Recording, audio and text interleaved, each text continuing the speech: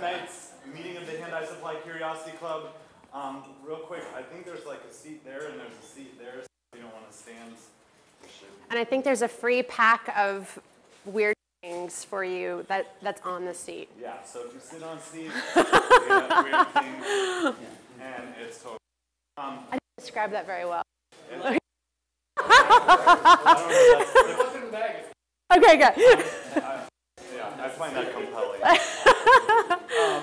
I just wanted to announce we're having a Hand-Eye Supply we're actually moving in October to a new space on Northwest Gleason and Broadway. We're having a party in new Gleason.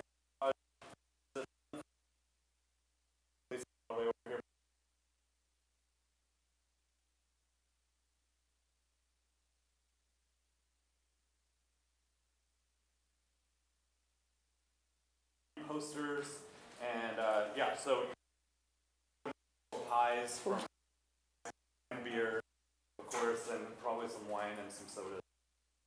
You guys should come. All right, done with that. Welcome to tonight's meeting of the Hand-Eye Supply Curiosity Club. We're your hosts this evening. I'm Tobias. This is Will. Together we have a number of curious and exciting topics to share with you. As attendees of the Hand-Eye Supply Curiosity Club, you're all now members, provided you adhere to our philosophy. Curiositas Scientia. We pledge to learn without prejudice in pursuit of our mutual goal, perpetual noviceship. We admit that it is impossible to know everything about anything, and thus we remain perpetually curious and perpetually novice. This is our flag and our mascot, Franklin. The lightning bolt represents the receipt of knowledge, the enlightenment of illumination, the resonance of truths understood. It awakens and research. The magic spot for me is when they all blend together and intersect.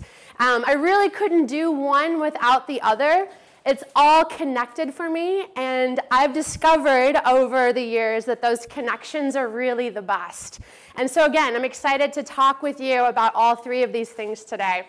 So a bit about my consumption projects. For the last 13 years, I've been making objects and developing projects that talk about our wants and needs and how we use and engage with our stuff, along with obsessing over the things that we buy or give or steal, which actually there's a little slip of paper that's in these bags that are on the seats that say, yes, I stole the following items, and I would love it if you were to tell me the following items that you've stolen over the course of your life, and then I'll draw them for you, okay? It's really kind of, it's kind of cleansing in a way. It feels good. You can say if you're sorry or not sorry. If you could just turn those back into me, that would be fantastic. So again, I make work about personal consumption, celebration, joy, privacy, guilt, lots of guilt, I have lots of guilt, and the everyday. And also excess, lots and lots of excess. And then again, the community of these shared experiences. So I employ multiple methods to execute my work about consumption, but most of my work depends on documentation. And again, the earliest way of working for me was with my camera, not drawing. And so indulge me a little bit. I kind of went back through the archives of a lot of the photo work that I did many, many years ago when I was just kind of starting to think about this topic of consumption. So again, I started thinking about consumption through taking photographs. This was actually when I was a shopping cart factory in Plattsmouth, Nebraska, that, again, it manufactures shopping carts. And I was able to just go in and have free reign of the place. And the guy that was there for the day told me that he was really disappointed that I didn't come the day before because the carts are actually stacked up 6 tall the day before, and I was just like, oh my God, but it's okay, there's 3 tall, it was enough for me. So anyway, and I often look in structured ways too, and so I work really well if I give myself rules, and I work really well if I tell people about these rules, and then I work really well if I feel like I'm not letting people down by actually doing these rules and doing what I say I'm going to do, even if they don't really give a shit. It's a good way to keep me motivated. And so in order to kind of, when I first started working in this way, I was like, okay, I'm going to go to Target, every single Thursday for 3 hours, and I'm going to interview and photograph people at Target about what it is that they're purchasing. And so that's just what I did. I had no idea why I was doing it. I just felt like I needed to do this. And Target is actually really great about you taking photographs and doing projects like this. Walmart's not. But Target was fantastic. So anyway, woo, thank you, Target. And then I would spend my Saturdays documenting yard sales and talking with people who organized the yard sales and the objects that they were selling and why they were giving them away and the history behind the objects. Again, it was kind of this structured way to legitimize me being just nosy. It's like, oh, I'm just, you know, this is these rumors that had gone out of business. And I was just kind of able to talk my way into this Kmart, and the guy let me run around the Kmart, which was really lovely of him. And this is a vacant dead mall in Meridian, Mississippi that I was able to kind of have the run of too. I think this used to be a Michael's. You can kind of see the traces. And then I was also photo documenting all of my receipts. I just didn't really, again, I was figuring things out as I was going along. I was thinking through making. Again, I just didn't really know where it was going to end up. But all these photo projects kind of landed to the very first big documentation project where I photo documented everything that I purchased for 28 months, and I made a brand, and I call it Obsessive Consumption, and I put it on the internet, and I showcased everything that I purchased. Okay, gas was $1.56, what?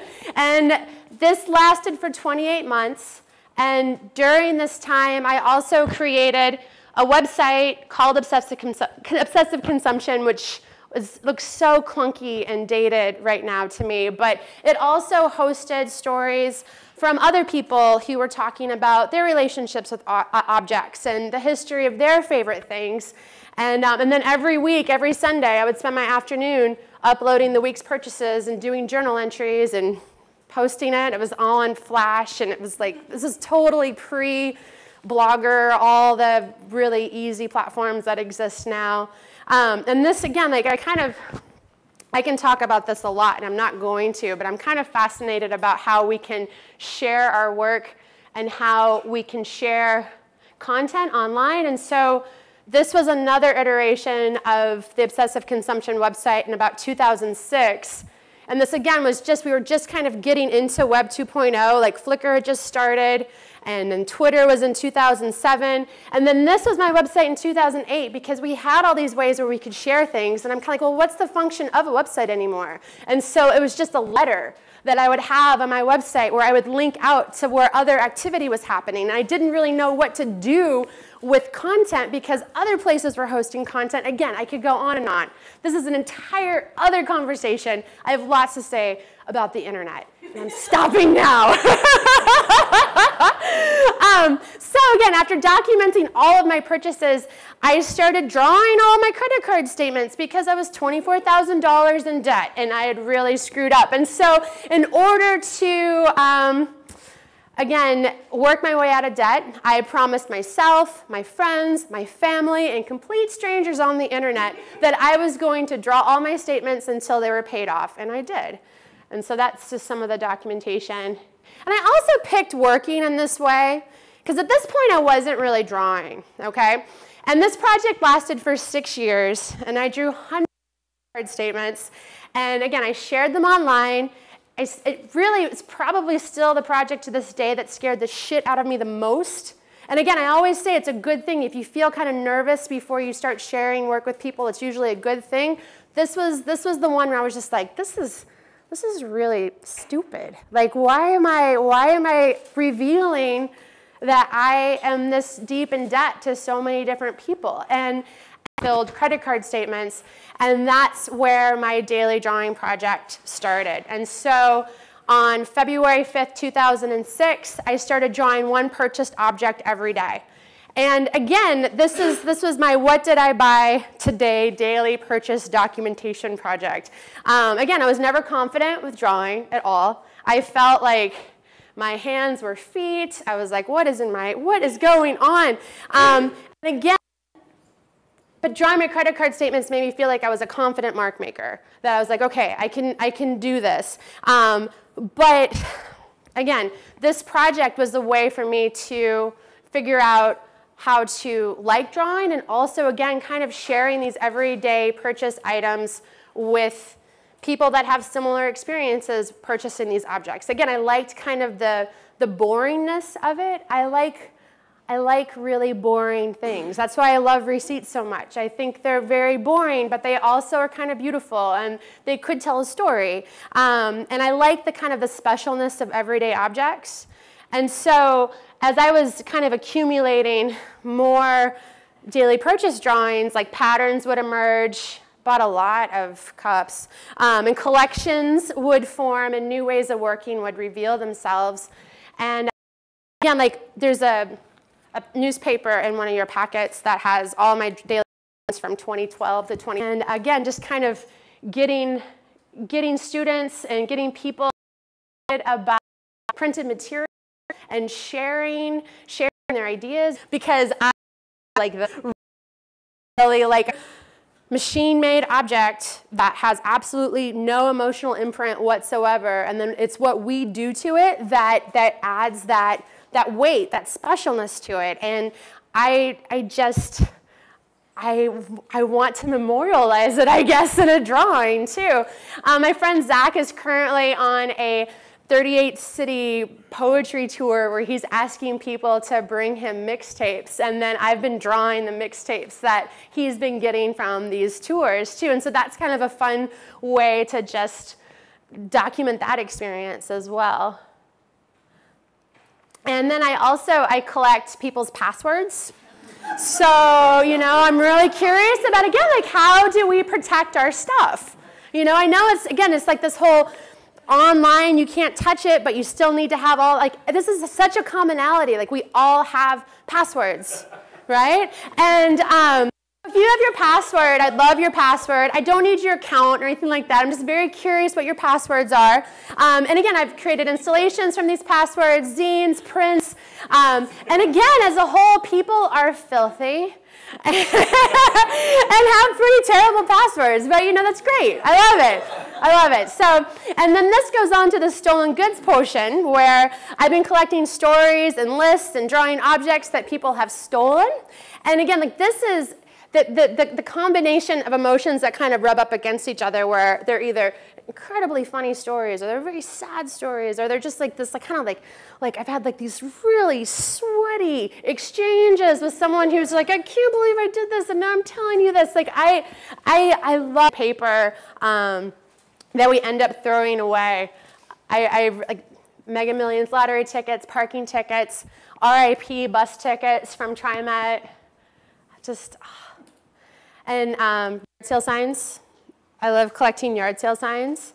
I don't tear down the yard sale signs until the yard sale's over with. I just want to put that out there in case you think I'm a bad person. I'm not a bad person. But if you don't have a date on it, I'm taking it down, because you really, that's really poor planning on your part, okay?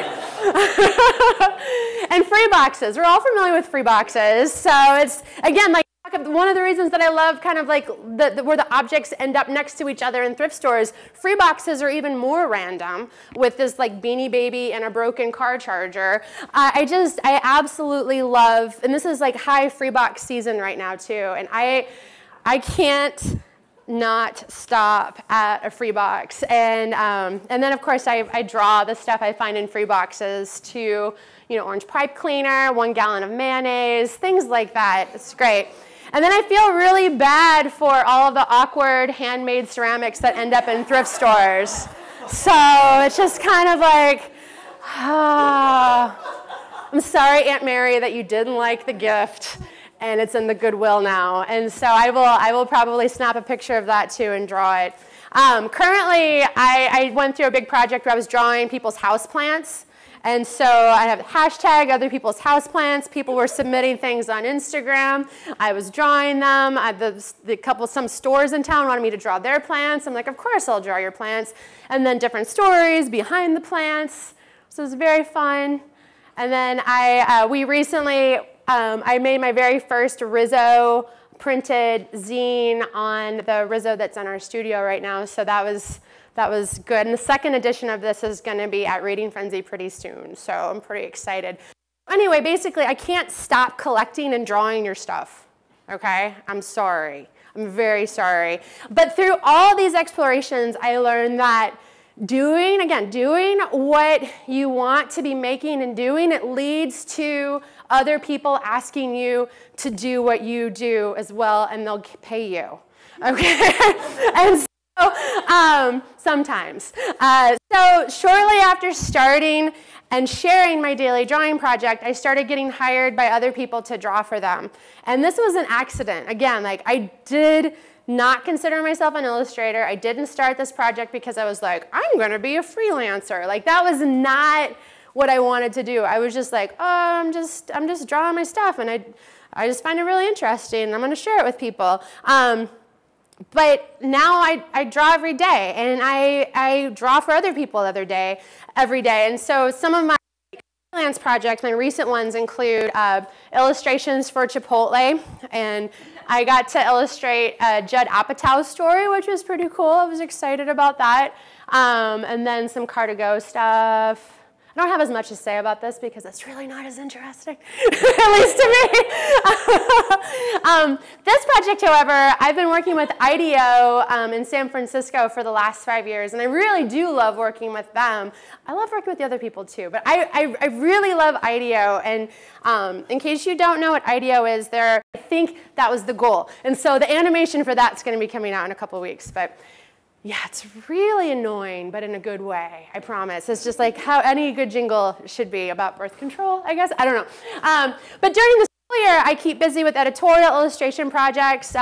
So lots of editorial stuff, some stuff for Hallmark, which I want to point out, some of these I come up with, and some of them I don't. Like, I didn't do the one with the truck with the hearts coming out of the exhaust that say sending a little love your way today. That wasn't my copy. I just draw, but like other ones, this world has both you and brunch. That was me because I love brunch. And then another component of my freelance life is creating spaces and creating installations. And this was one that I did for Etsy in October. So I like kind of being divided like this, and I like living with one foot firmly kind of in my own self-authored projects world and one foot firmly in the client design world too. And nimbly operating in both allows a greater diversity of experiences that have really helped me when it comes as a teacher too. And it's really important to me that I remain active in both worlds, and hopefully that helps me be better in the classroom too.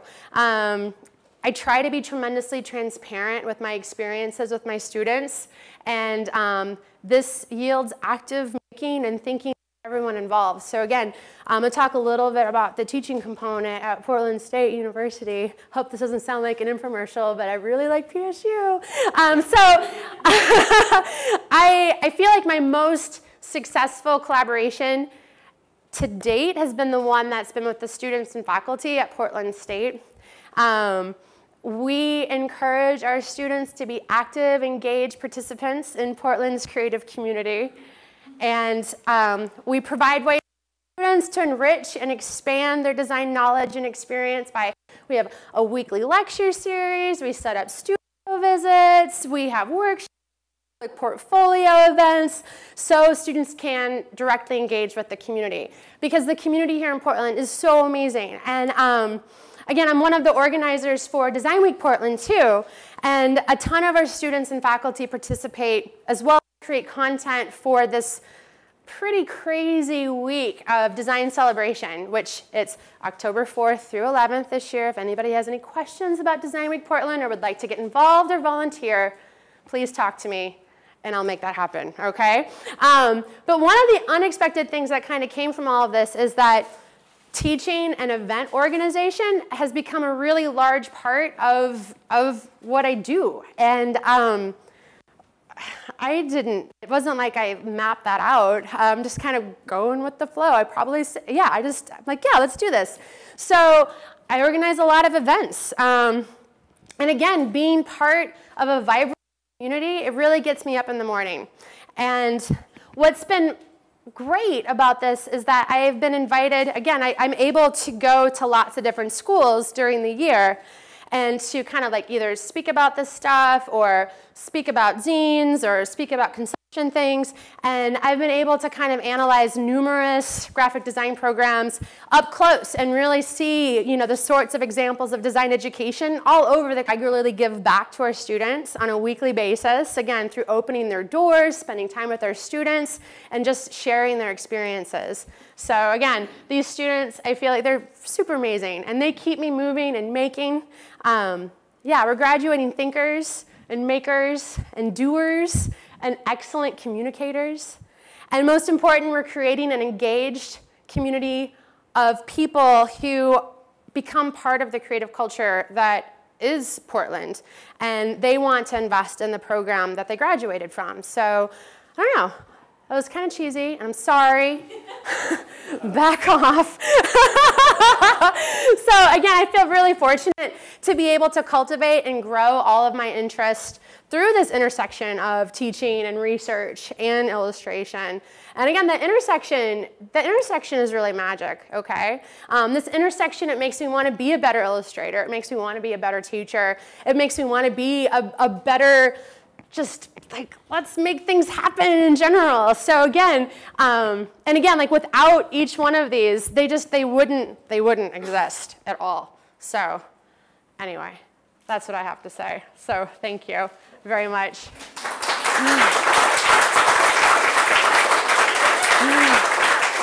you have any questions? Yes? Through all of this research and interaction with products and people and the process of consuming that and all of that, have you found anything that is like you can improve upon now? Do you think like every time I come across this, I wish it was this, or I see this because you deal with certain products and buy. You know what? The thing that I think that is surprised, maybe that has developed the most over this, is that I thought when I first started doing this that it would be very much about the product and about the object, but so much of it has become about the person and who owns it. And I feel like as I kind of travel through, again, just kind of figuring out where the next thing is going to lead me, it's been more with people focused, and it's almost like the product.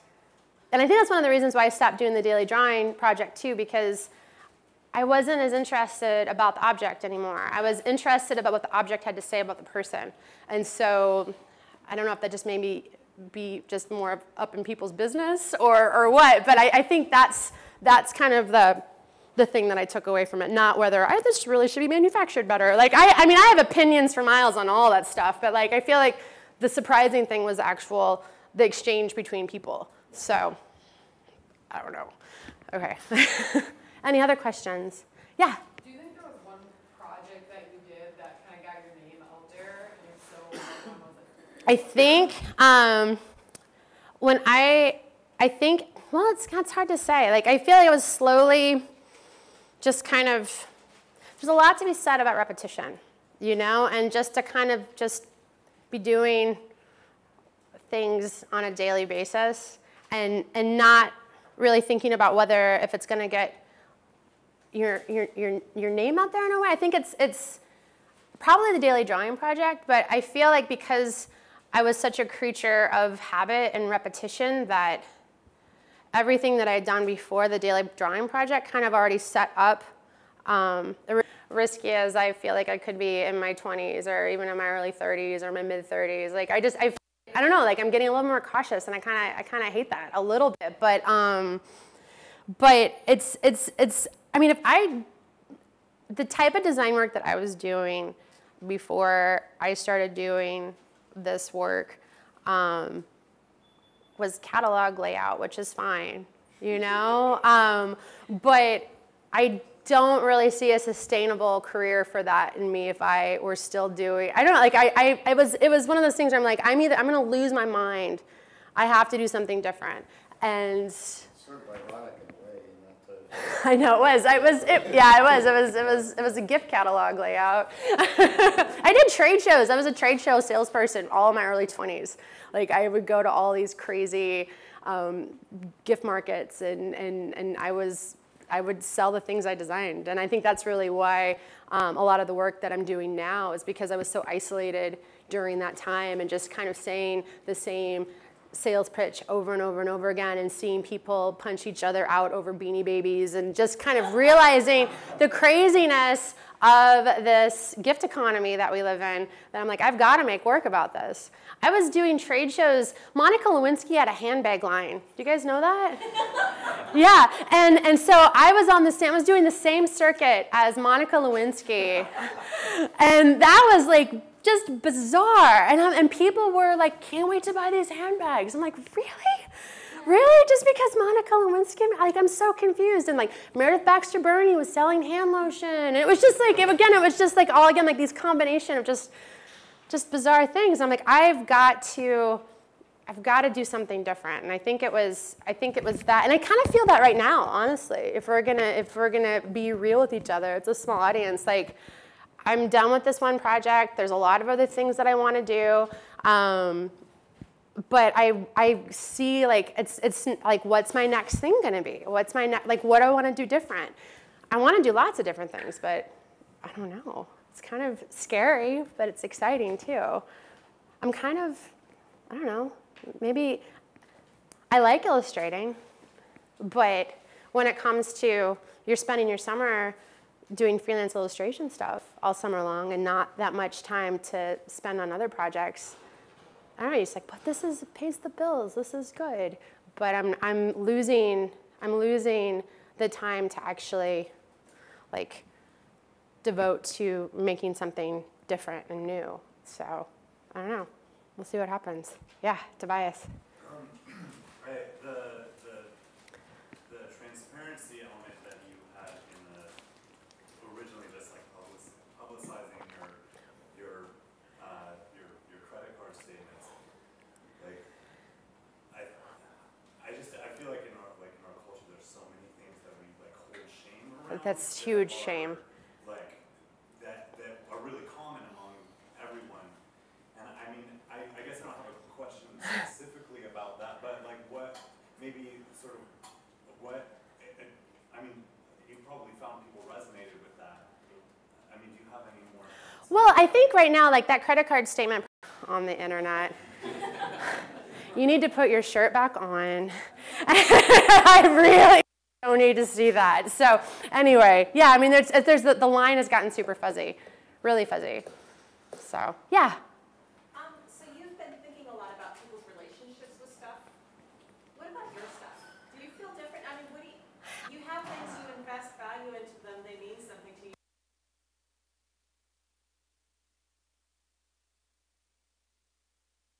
I am a digital hoarder.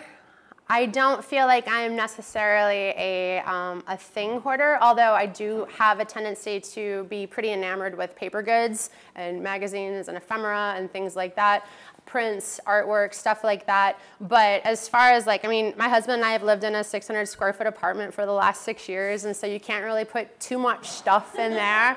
I've also satisfied a lot of my stuff having. It's like, I'll take a picture of that. And but there are definitely, I mean, it's made me weed through the things that I like. This is a sentimental object for me. But a lot of my artwork, though, and a lot of my drawings and things like that, it's a lot of giving things away. Like all of those, the 2,900 daily drawings that I have, I've given a lot of those away. Like I feel like once I have executed an installation or a series of work, I don't have a lot of preciousness when it comes to the stuff that I make, because if someone else wants to do something with it, go for it. I don't know. I'm not a hoarder of my own things, and so much to I think probably the sadness of I'm represented by a gallery in New York, and I don't think, I'm always like, that's like $20. And they're like, no, I can't, that doesn't really work that way. I'm like, well, I don't know, I might pay, like, $20 is good. I don't want anybody else to pay more than that. And so like the art world and I don't necessarily line up very well, which is fine. I'm okay with that, so.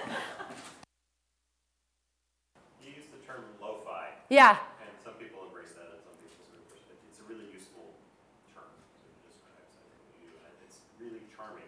I wonder, is that intentional? And do you think that you'll do something more polished and hard-lined, or is that ingrained? You know, it's ingrained. I feel like it's a big part of my DNA. Like again, I think that's all about kind of like the accessibility that I like to have, the lack of preciousness that I like to have with the stuff that I make, the desire that I want for people to touch things and to engage with. I feel like if things started looking too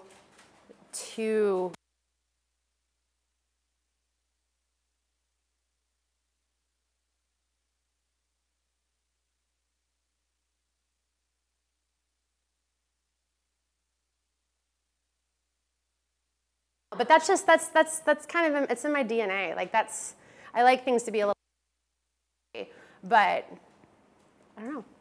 Yeah. Yeah. Regarding the daily drawings, did you absolutely do one every day, or did you miss a day or two the next? Oh, I would miss a day. In my pocket, and then we left the mall, and I like put my hand in my pocket, and I was like, what? I felt like it was on fire. I was just, and I threw it in the trash, and I ran away, and I cried. So anyway, it's like again, I am not cool. Yeah.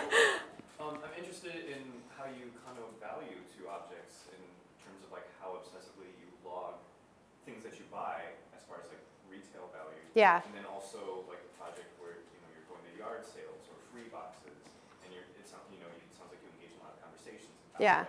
Like, I find all that stuff a lot more interesting than my own stupid shit that I buy. But right. yeah. And so like I guess I'm interested in what ways and how.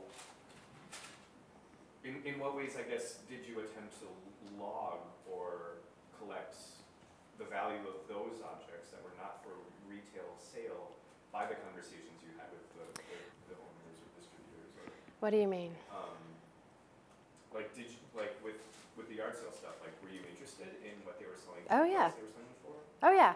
And then and then I would probably buy something from them just because it was just, I was absolutely, I'm totally interested in why this vacuum cleaner is being sold for $20 and yet this photo album is being sold for $3. Like, right. and so it's. Right, and it sounds like there you have more of an opportunity for like the sentimental value in addition to what it's supposed to be. Or the not sentimental value, it's this kind of, this wanting to get rid of things. And I think that's where the interestingness happens too. Right, compared to, like retail items. Mm-hmm.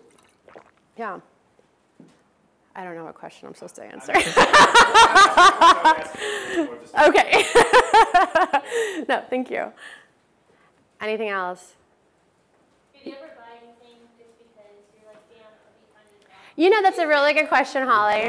And early in the project, I was thinking about doing that. And usually I'm able to justify why I need to have something. And so it's not so I have to draw something. I really wanted, again, like a lot of my drawings where it's like, it's another coffee, it's another pack of gum, it's another, just like, it's kind of more mundane, but I never specifically went, oh crap, I haven't bought anything today. I have to go and find something to draw. Like again, like there were lots of days that you don't buy something, but there's all this kind of like passive consumption that happens too, where okay, I didn't buy anything today, but how much is your electricity bill that you're paying every single month? How much is your car payment? How much is your rent? I could just go on and on. Okay, well, like it's depressing how we just constantly kind of bleed out money. And so yeah, there's a wealth of material in those areas too. Yeah. Did you see the commentary in your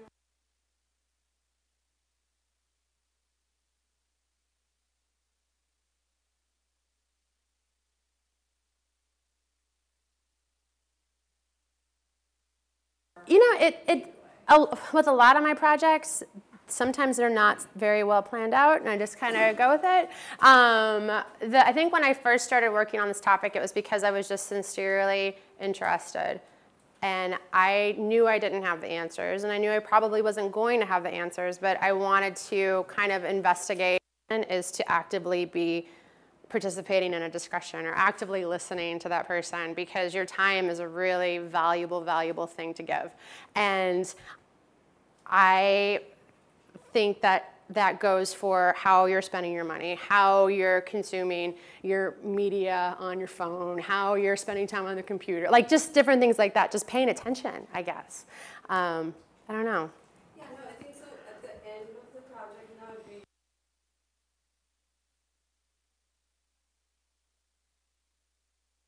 It'll probably land right in the middle.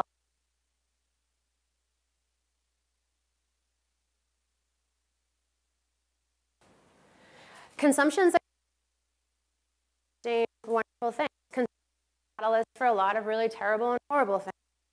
I hate kind of right in that middle, but I don't I'm a very black and white person. I like kind of seeing shades of gray and lots of different things, because I think that's life too. And so I'm not like, this is bad, this is good. You know, I describe myself as a pessimistic optimist. Like, I'm not skipping around being like, everything is wonderful. I'm like, okay, what's the catch? What, you know, like you've got to have, again, like that balance too. So, yeah. Do you ever find yourself kind of pigeonholed as somebody who may be like anti-consumer, or do you find that people are like trying to classify you in one way that you're not? When I was doing, that doesn't happen as much anymore, but the earlier days of the project, it was definitely being classified as someone who was pro. And it was just from simply just kind of like just glancing and like, oh, she buys everything. That's ridiculous, you know? And so it wasn't even like, again, it's just about spending time. But then when I'd find out, like I'd have a conversation and talk, like, oh, I just wasn't really paying attention to what it is that you're doing. I just immediately jumped to conclusions. And so again, it's like that whole, I think, listening factor thing too. It's like, if you just slow down. I love when people are like, oh. I know. I was like, oh, okay. So. Anyway, okay. All good? All good. Okay. Thank you guys so much. I really appreciate. Thank you. Thank you. All right. We return on Tor Drake of CC Motorcycles with his talk, I Heart Motorcycles. Tor Drake was born a Viking in Norway. Around his 30s, his parents whisked him off to the great United States. Landing smack dab in the heart of the Southwest, it was in Arizona that he cultivated some of his hillbilly talents, which contributed to his occasionally used moniker, Hillbilly Viking.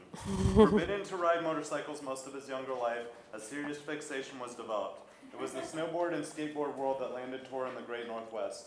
His experience building everything from giant rollerblades to trade show booths, paired with his love of motorcycles, that led him to open CC Motorcycles.